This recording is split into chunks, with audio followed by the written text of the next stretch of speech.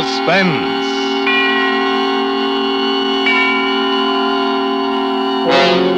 Autolite and its 96,000 dealers present Mr. Van Johnson in The Defense Rests, a suspense play produced and edited by William Spear.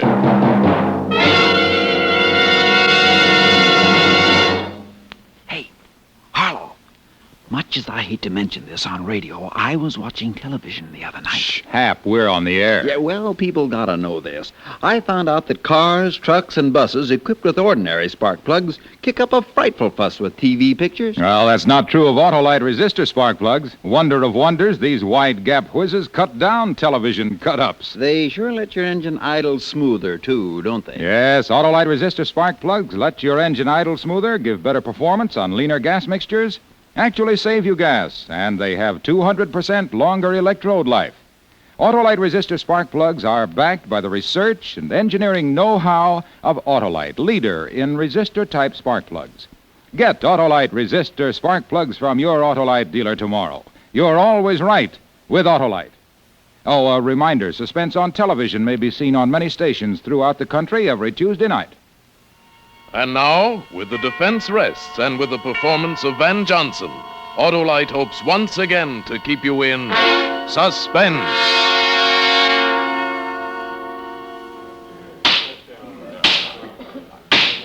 A People versus Robert Tasker.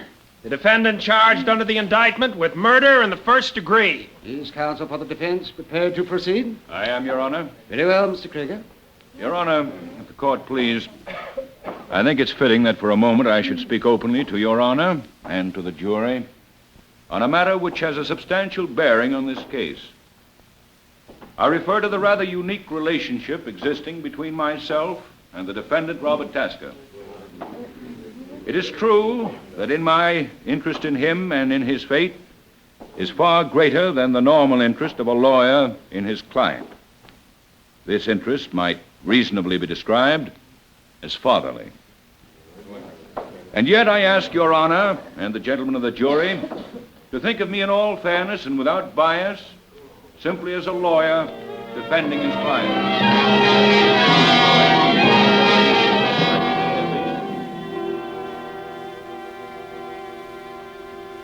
My name is Robert Tasker. I am sitting in a courtroom on trial for murder. As Mr. Krieger, my lawyer, stands there now telling the judge and the jury about me and about him, I can't help thinking that if it weren't for him, I wouldn't be here today. And thinking what an irony it is, too, because Mr. Krieger is the only friend I've ever had in the world. I'm an ex-con. My sentence was for 10 years. After I'd been there about a year, I began to write. Just short stories, little things. I had lots of time. Finally, I sent one to a magazine, and they published it. Mr. Krieger happened to read it. He wrote to me. Then he came to see me. He remembered my case. He said he'd try to help me. Then one day, I was called to the warden's office. Hello, Robert. Hello, Mr. Krieger. Robert, I've got some good news for you. I've got your parole. You're free.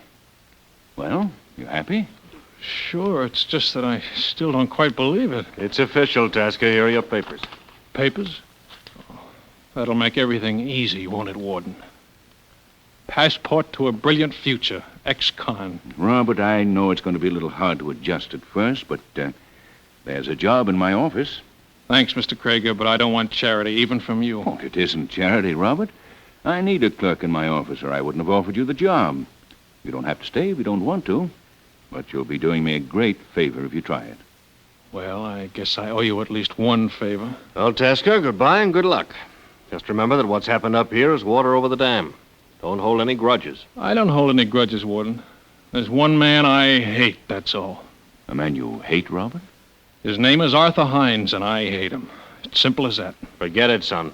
Hines was DA, then he was just doing a job, that's all. He had nothing against you. He was doing a job, all right. Robert, you mustn't feel that way. You'll get along with Hines, all right? Get along with him? In the office. Well, didn't I tell you? Arthur Hines is my new partner. Well, it certainly threw me for a second to hear I was going to be working side by side with Hines. But, well, I made up my mind to play ball. The work wasn't hard, and I was able to do some writing on the side. Mr. Krieger always encouraged me in that. And Peggy helped me a lot, too. She helped me to believe in myself. All that time, I never saw Mr. Hines. He was out of town or something. And then one day, he came back. I was nervous at the idea of seeing him. He was in his office with someone. He'd come in the private entrance. Mr. Krieger was in that day, too, in his own office. I was out in the anteroom with Peggy by the switchboard.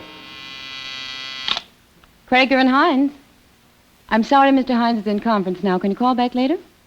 About half an hour. Thank you. But what's he really like, Peggy? I've never seen him except that time in court. Oh, he's all right, I guess.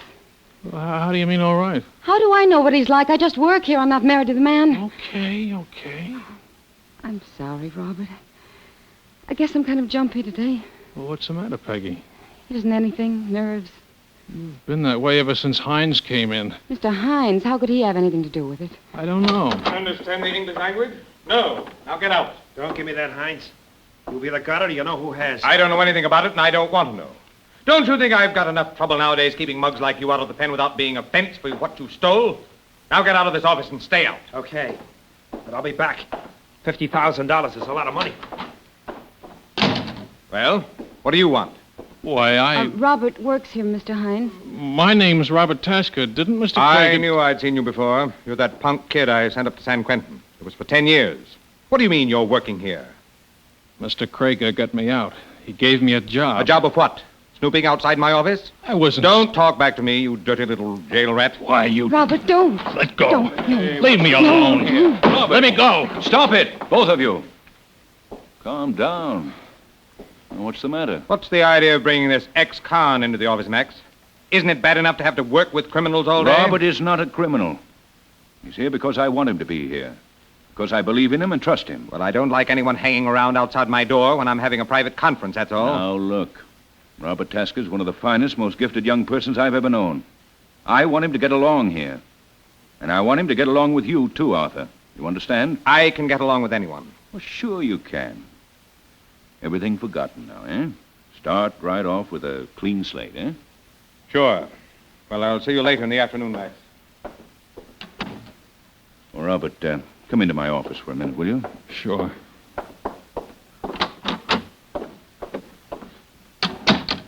My boy, I'm terribly sorry. I don't know how to begin to apologize. Why should you apologize? I just don't like him.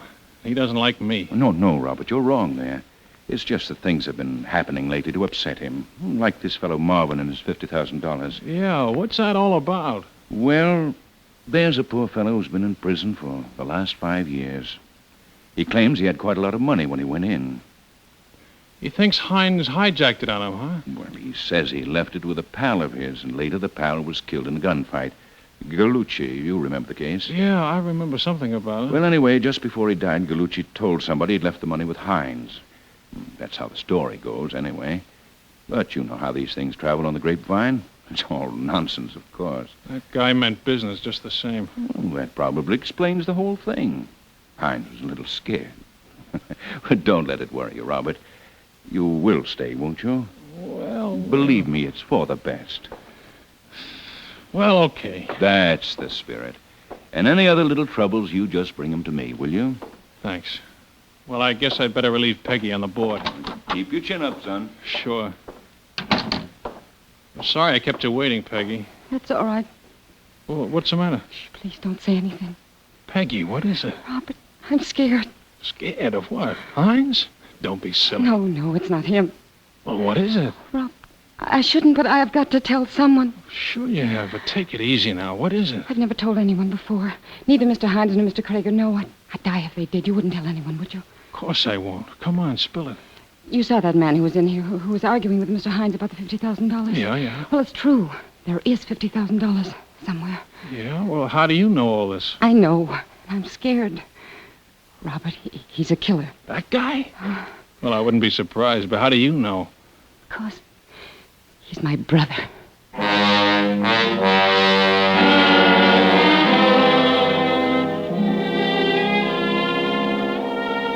I had a hunch to lam out of there right then. I knew something was going to happen. But I hated to run out on Peggy when she was in a jam and might need help. And I didn't want to let Mr. Krieger down either. I'd promised I'd stay until I could get sort of a start on my own. And he was the only man in all my life that ever treated me like a person instead of a thing. So I stayed. I didn't have any more trouble with Hines. We didn't speak to each other much. There wasn't any need to. And he was out of town most of the time anyway. He was out of town until that day. The day that he died.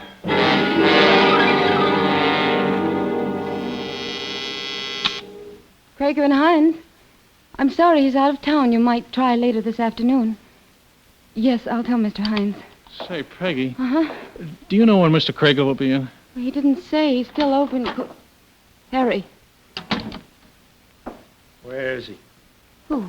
You know who? Hines. Oh, Harry, I told you not to come. I begged you not to. Sure. Always a little pal. Always a little...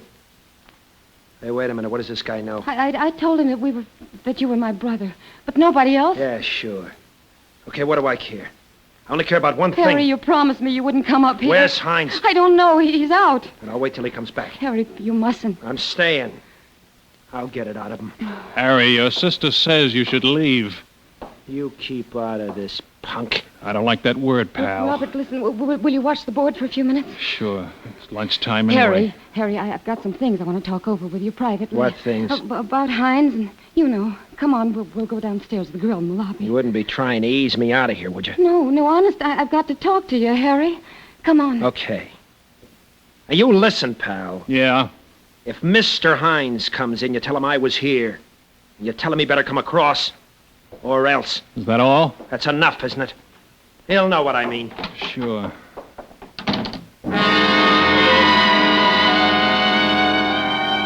After they left, I just sat there.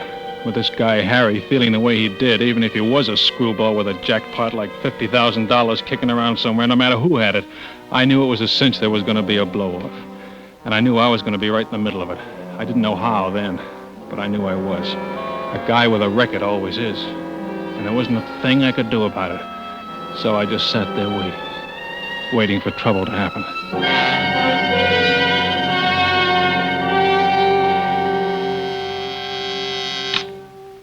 Krager and Hines. Hello, Robert. This is Max Krager. Oh, yes, Mr. Krager. You there alone? Peggy out to lunch? Yes, she is. Oh, well, it can't be helped. I'm in a hurry.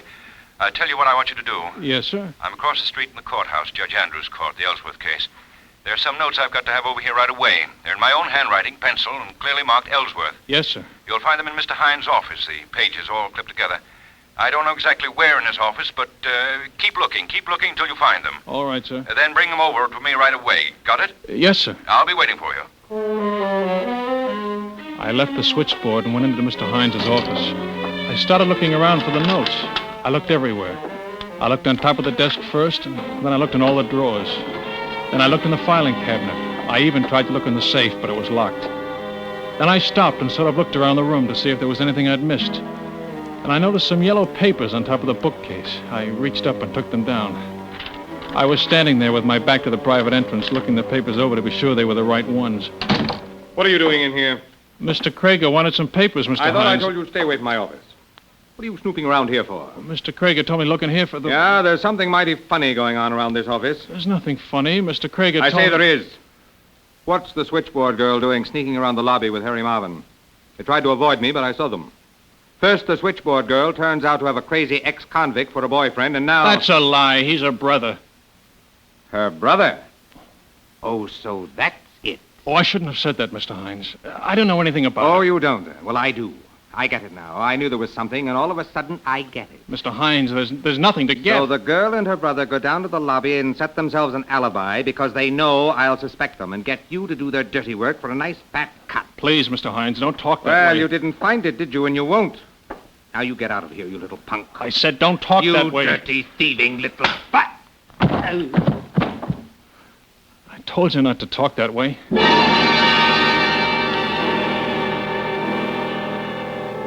He fell and just lay there.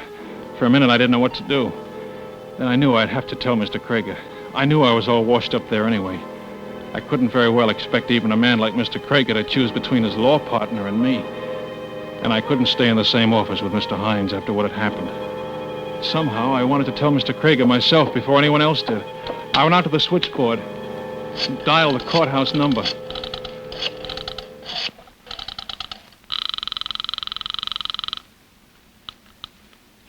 Bruce Court. Johnson speaking. I want to speak to Mr. Max Krieger. This is his office calling. Well, I don't see him around here right now. The court's in recess. I know, but try to locate him, will you? It's important. Okay, hold the line.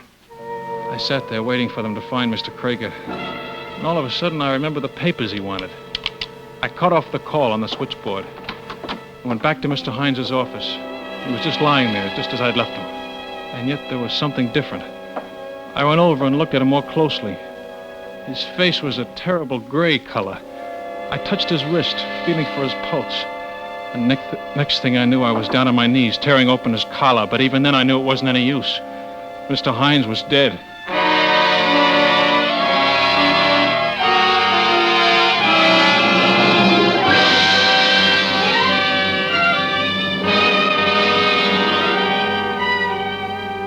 Autolite is bringing you Mr. Van Johnson in The Defense Rests.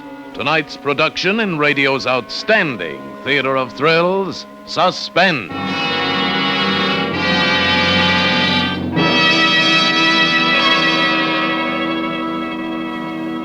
Hey, Hap, did I tell you about my hobby? Hobby? Yeah, I collect old-fashioned narrow-gap spark plugs that have been replaced with smooth-firing wide-gap Autolite resistor spark plugs. You got many of the old-fashioned plugs? Many. I've got millions. That's because millions of Autolite resistor spark plugs are in use today. And that means millions of masterful motorists are enjoying the bountiful benefits of these wide-gap wonders. Did you say benefits, Harlow? Yes, sir, Hap. The new wide-gap Autolite resistor spark plugs have 200% longer electrode life. And in addition, they give smoother idling and better performance on leaner gas mixtures, which means actual gas savings. Also, famous Autolite resistor spark plugs reduce spark plug interference with radio and television reception. Years of research and the engineering know-how of the leader in resistor-type spark plugs are behind the famous Autolite resistor spark plugs. Get a set today from your nearby Autolite dealer. Remember, you're always right with Autolite.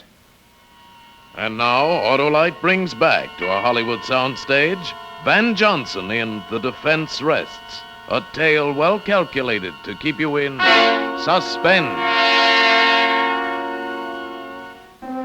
I don't know how long I stood there in the room. It might have been hours. It might have been only a couple of minutes. I just stood there, my mind dazed, and yet at the same time racing through 1,000 half-formed plots and schemes of escape, of what I could say, of some way out. Then the switchboard began to buzz with an incoming call. It sort of brought me to my senses. More out of habit than anything else, I went out to answer it. Krieger and Hines. Robert, you still there? Mr. Krieger, Where are those notes? Haven't you found them yet? Yes, I found them all right. Well, bring them over here. I need them right away. Mr. Krieger, Robert, what's the matter with you? I just killed Mr. Hines.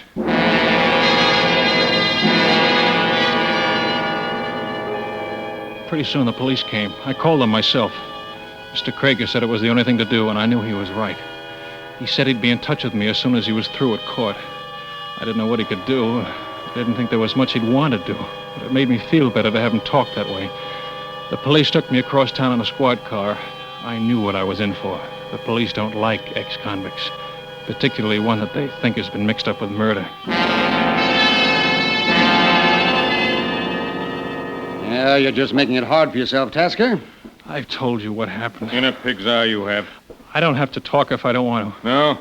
I'm waiting for Mr. Krieger. I told you that. Krieger? What do you think he's going to do for you? I don't know, but he told me he'd come down. Oh, sure, of course, he'll come down to give evidence against you. Ah, now, listen, Tasker. If you give a full confession, we may be able to get a break for you. Captain, Mr. Krieger's outside. He wants to see you. Oh, yeah? Okay, send him in. Okay, Mr. Krieger. Hi, boys. Hi. Hello, Robert. Hello, Mr. Krieger. They've been treating you all right? Pretty good. Fine. I don't like to have people get rough with my clients. You're what? You heard me, Captain. While you're at it, you might as well take those handcuffs off him, because from this moment he's out on bond, released in my custody. I've got the papers right here. Say, are you crazy? Certainly not. I simply don't believe the boy did it, that's all. Look, Krieger, why try to kid us? It's an open and shut case. Tasker's the only person who had the opportunity. The only one who had a motive. Well? Not to speak ill of the dead, Captain, and although Arthur Hines was my law partner, it's unfortunately true that quite a number of people at least thought they had a motive. Oh, sure. So maybe this other ex-con, Harry Marvin, had a motive. Maybe even the dame on the switchboard had a motive, for all I know. But they couldn't have done it. 50 people saw them together downstairs in the lobby of the building at the time the murder was committed. Oh, you've talked to them, have you? Listen, this kid admits he had a quarrel with Hines. He always hated him anyway. He admits he hit him.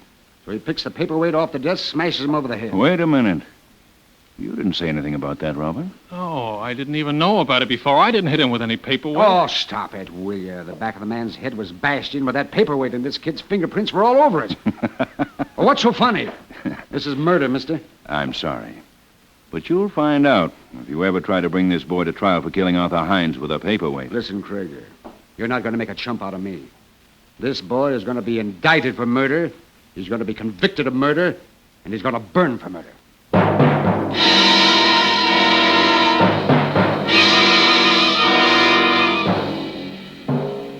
Indicted, convicted, burned.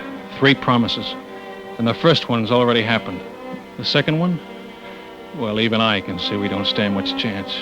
And the third one, I just try not to think about. But there is Mr. Krieger up before that jury, acting as though it was an absolute certainty that I'd be cleared.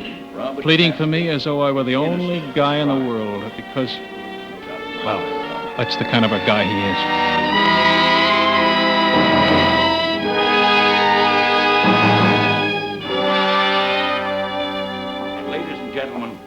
It is my firm conviction that when you have heard this boy's story from his own lips and gained an insight, as I have, into the depth and integrity of his character and spirit, you will also believe him innocent.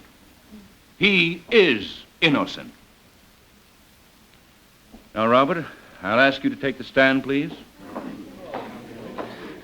Raise your right hand, please. You swear to tell the truth, the whole truth, and nothing but the truth, so help you God? I do. Please be seated. Now, Robert, just for the record, will you tell the court your full name? Robert Loring Tasker. Your age? 24. Your mother and father are dead. You have no living relatives? No, no one. Now, before you begin your story, there are 1 or 2 extremely important points that I particularly wish to emphasize to the court. Now, tell me, Robert, how long was it between the time you quarreled with Mr. Hines and the time you went back into his office and found him dead? Not long. 6 or 7 minutes, perhaps. 6 or 7 minutes, eh? Long enough for someone to have entered Mr. Hines' office by the back entrance, struck him, and left again. Now, concerning this famous paperweight the prosecution has talked so much about, I have it here. Do you recognize it? Yes, it was always on Mr. Hines's desk. Now tell me, when you went in his office at my order to look for certain papers, you touched this paperweight, did you not? Yes, I touched just about everything on the desk. Exactly. In other words, your fingerprints would be found not only on this paperweight, but on practically everything else in the room. Yes, they would. In due course, Your Honor, we shall demonstrate that such is, in fact, precisely the case. Now, Robert, when Mr. Hines found you in his room, he was irate and highly suspicious, was he not? Yes, he was. In fact, he even suspected that there was some plot against him, involving Peggy, the switchboard girl, and a client of his named Harry Marvin. Yes, he did. You denied this, saying that, in fact, they were brother and sister. Yes. How is... Yes, that's right. You denied the charge of a plot, saying that Peggy and Harry Marvin were brother and sister. Then Mr. Hines went so far as to accuse you of stealing. Your Honor. Yes? Your Honor, there's something I've just thought about, some new evidence. I'd like a few minutes alone with my lawyer. Well, if counsel has no objection. Oh, Robert, what is it? It's just something that I think I ought to tell you in private. Oh, very well. If Your Honor, please, then... By all means. Perhaps you'd like to use my chambers. Thank you, Your Honor. Come along, Robert.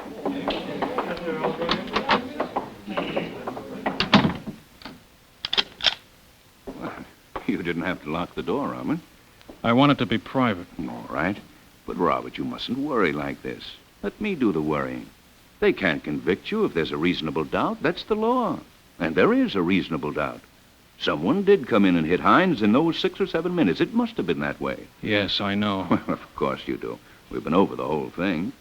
Now, let's go back into the courtroom. Mr. Krieger, there's something I haven't told you. Something you haven't told me? What?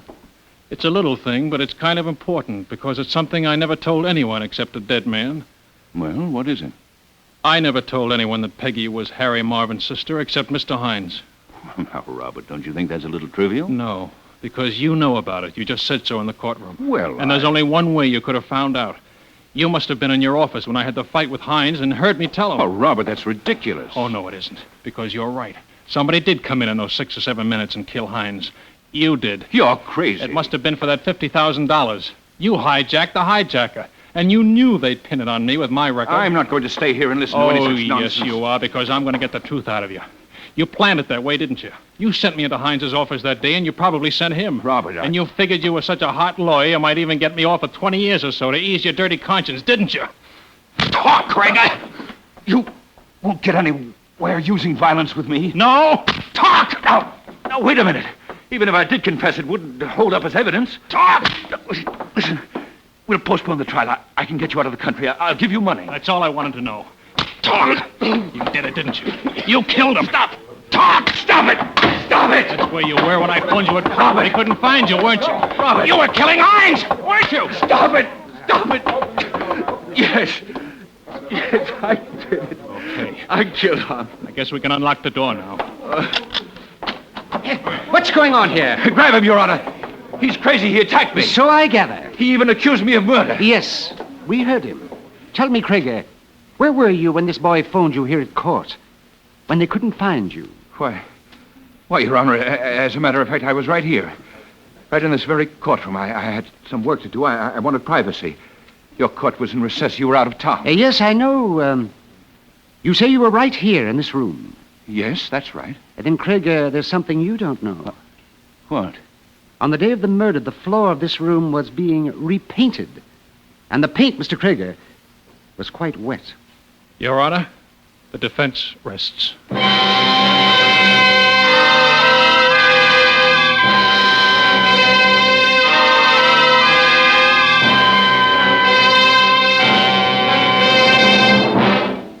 Suspense, presented by Autolite. Tonight's star, Van Johnson. Ever do crossword puzzles, Harlow? Sure. Hap, need a word? Yes, a 5-letter one meaning smooth firing. Why, that's easy. ALRSP. ALRSP? That's no word. Pronounce it. I can't. But ALRSP, Autolite resistor spark plugs, are the newest sensation built for your car. They let your engine idle smoother, run better on leaner gas mixtures, actually save you gas. Autolite resistor spark plugs are just one of more than 400 products made by Autolite for cars, trucks, planes, and boats in 28 Autolite plants coast to coast. Autolite also makes complete electrical systems for many of America's finest cars. Spark plugs, batteries, coils, generators, starting motors, distributors. All engineered to fit together perfectly, work together perfectly, because they're a perfect team. So, folks, don't accept electrical parts that are supposed to be as good. Ask for and insist on Autolite original factory parts at your neighborhood service station, car dealer, garage, or repair shop. Remember, you're always right with Autolite.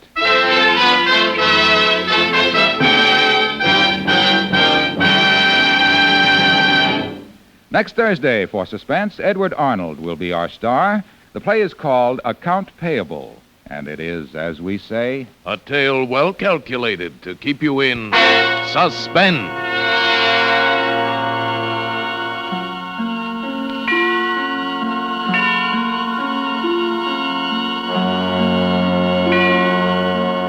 Tonight's Suspense play was produced and edited by William Spear and directed by Norman MacDonald. Music for Suspense is composed by Lucien Morawek and conducted by Lud Gluskin. The Defense Rests was written by Roland Brown, adapted for radio by Robert L. Richards. Van Johnson appeared by arrangement with Metro-Goldwyn-Mayer, producers of The Red Danube, starring Walter Pidgeon, Ethel Barrymore, and Peter Lawford. Don't forget, next Thursday, same time, Autolite will present Suspense, starring Edward Arnold.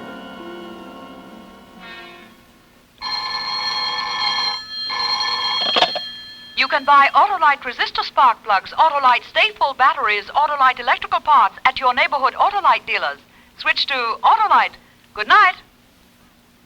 The new National Guard offers men an unequaled opportunity for part-time military training at home. Get the facts, then get in the Guard. This is CBS, the Columbia Broadcasting System.